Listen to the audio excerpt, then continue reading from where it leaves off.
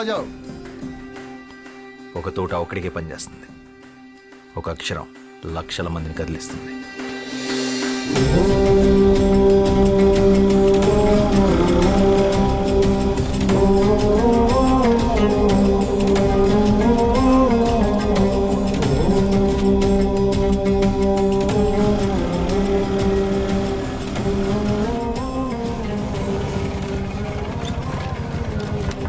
আকাশ ঘিরে মেঘ করেছে, সূর্য গেছে পাটে, কুকু গেছে জল আনতে পদ্মা দিঘির ঘাটে। পদ্ম দিঘির ঘাটে, পদ্ম দিঘির ఘాటే. చిన్నప్పుడు ఇదే పాట మీ నాన్న నాకు నేర్పించాడు, ఇలాగే ఒళ్ళో కూర్చోబెట్టుకొని. ఇప్పుడు అది మీకు నేర్పించడం నా బాధ్యత. మళ్ళీ ఏం చేసావు శ్యామ్? మీ అన్నయ్య చాలా కోపంగా ఉన్నాడు. మనం ఏం చేసాం? ఏరా, ఇవాళ దాదాబాయ్ ఖరగ్పూర్ నుంచి వస్తున్నారు, జాగ్రత్త. ఆయన ఏమన్నా నోరు మూసుకునుండు, ఎదురు చెప్పొద్దు. ప్రసాదం తీసుకో. పండగ రోజు గొడవ పడకండి. దేని గురించంట? ఈరోజు జరిగిన దాని గురించా, లేక నిన్నటి గొడవ? మొన్నటిదా?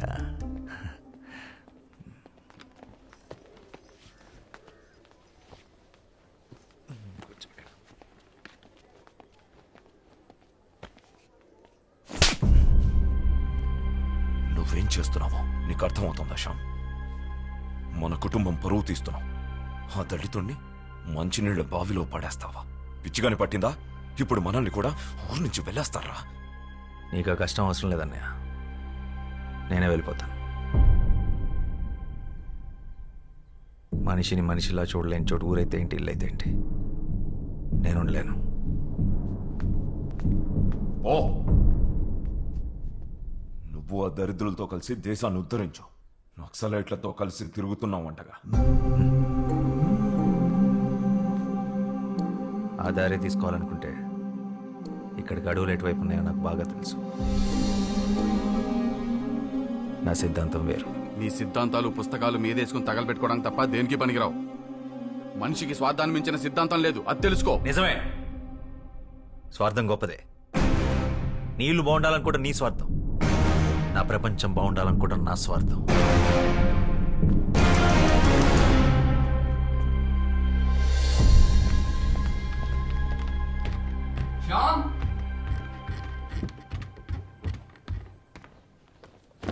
కోప్పడకురా, కొట్టింది అన్నయ్యగా.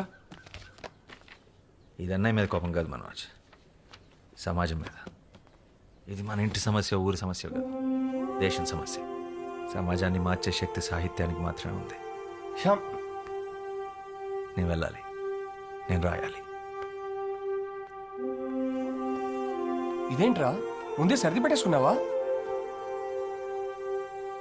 ఎవరికి చెప్పొద్దు. 3 రోజుల ముందే టికెట్ కొనేసా, హౌరా బండికి. పండగ కదరా, పండగ అయ్యాక వెళ్ళొచ్చుగా.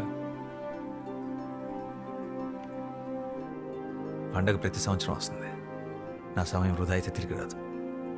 అయినా నాస్తికుడికి పండగ ఏంటి? రాత్రి అందరూ పడుకున్నాక బయలుదేరతాను. వదినకు చెప్పి రసగుల్లాలు చేసి కట్టిపెట్టమను.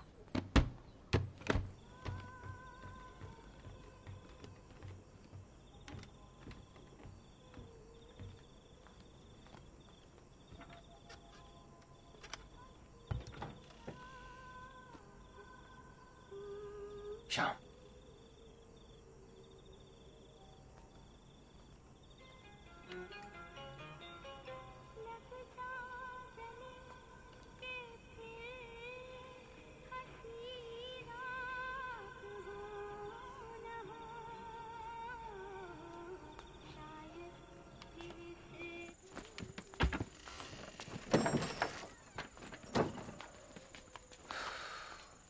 మానేరా. అయిపోయింది, మానేసా. జాగ్రత్తరా, వెళ్ళంగానే ఉత్తరం రాయి.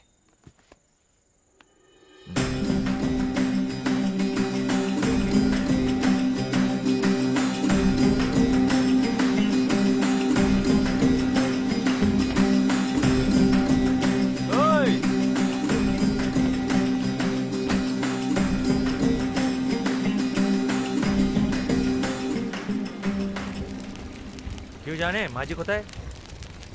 আজ নবরাত্রি শুরু হয়েছে, সেও নিশ্চয়ই মন্দিরে গেছে সবার সাথে।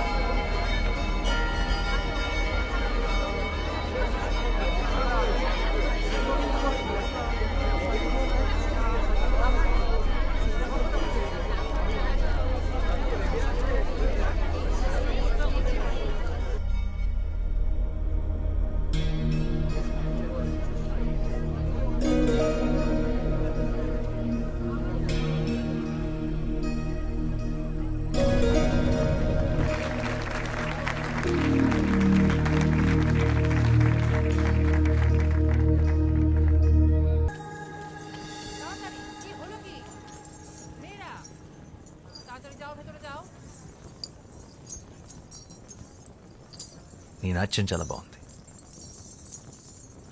నీతో కొంచెం మాట్లాడాలి. నాతో కాసేపు అలా బయటకు వస్తావా? నీ పేరేంటి?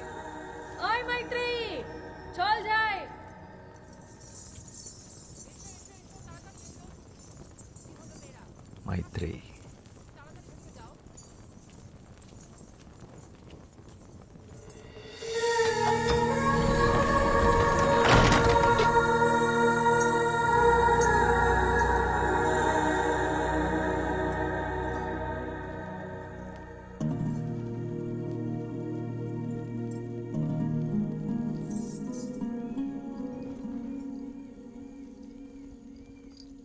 ఏంటి ఇంకా పడుకోలేదా?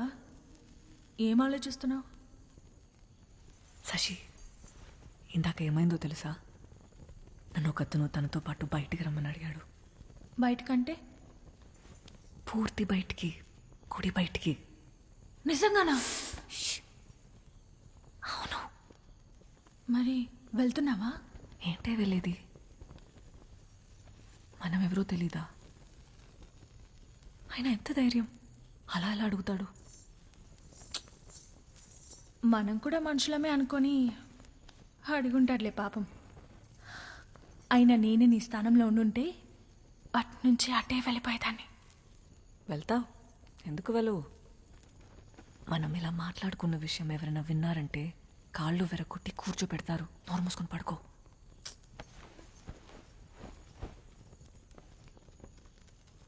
ఆయన అలా అలా వెళ్తాం, ఎవరు ఏంటో తెలియకుండా.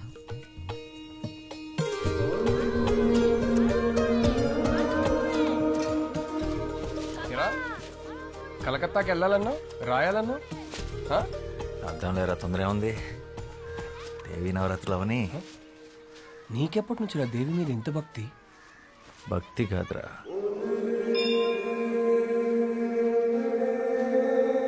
ప్రేమ. అలా వినోదిని అనే దేవదాసి తన 100 ఏళ్ల జీవితాన్ని గుడిలో సౌభాగ్యంగా గడిపి చివరికి స్వర్గాన్ని చేరుకుంది. అయితే మీ వినోదిని తన జీవితంలో గుడి దాటి బయటికి ఎప్పుడు వెళ్ళలేదా? లేదు. ఎందుకు?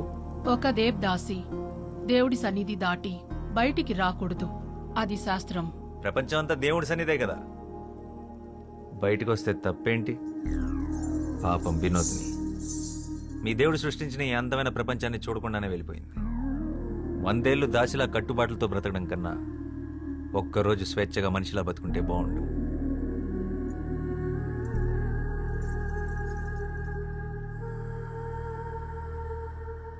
అందరూ వరుసన వచ్చి ప్రసాదాలు తీసుకోండి.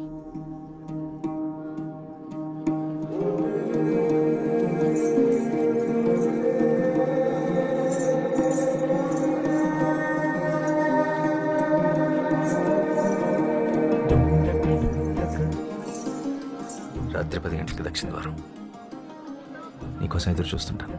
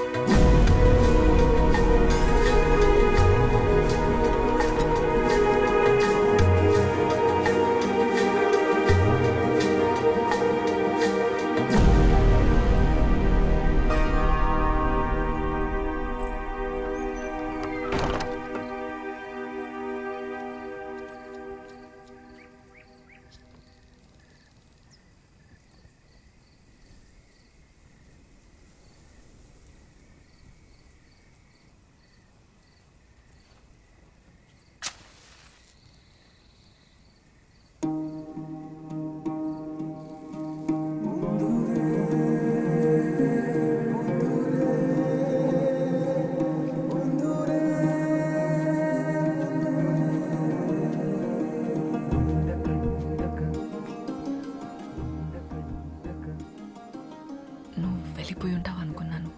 నువ్వు వస్తావని నాకు తెలుసు. నేనేం బయటికి రావాలని రాలేదు. నువ్వు నిజంగా వచ్చావో లేదో చూద్దామని వచ్చాను. సరే.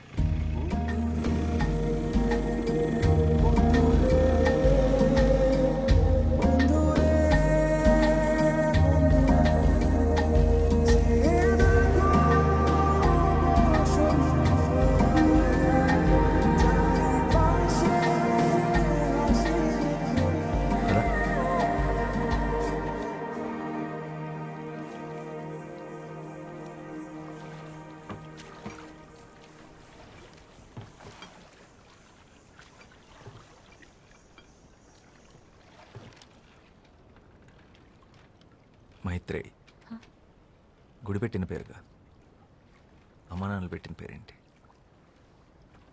వాళ్ళు ఎప్పుడైనా కలిస్తే అడిగి చెప్తానులే.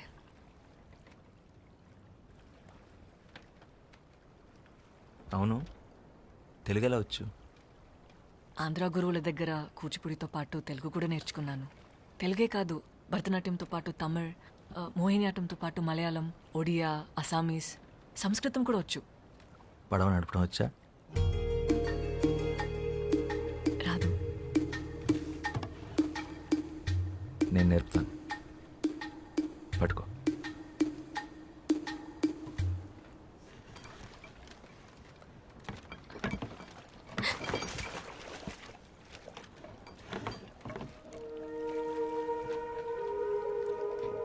ఈ సృష్టిలో ప్రతి పని రెండు విధాలుగా చేయొచ్చు.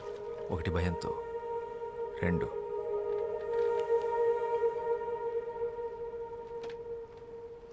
ప్రేమతో.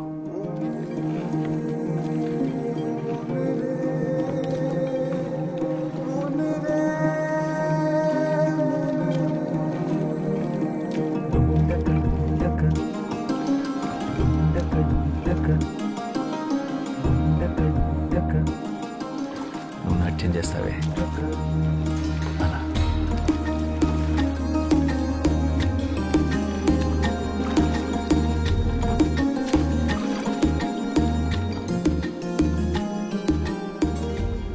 ఏం చేస్తుంటావు నువ్వు? ఐఎమ్ ఎ రైటర్, రచయితను. ఏం రాస్తావు? ప్రపంచానికి చెప్పాల్సింది.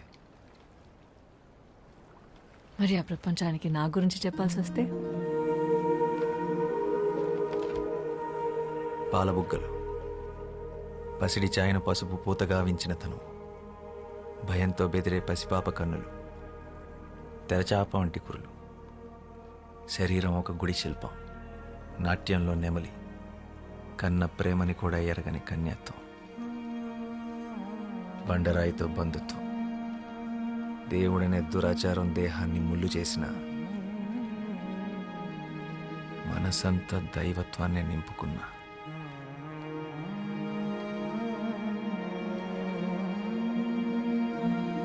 అమ్మో, తెల్లవారిలా ఉంది. నేను వెళ్ళాలి, నన్ను తీసుకెళ్ళండి. మీతో మాట్లాడుతుంటే అసలు సమయం తెలియడం లేదు.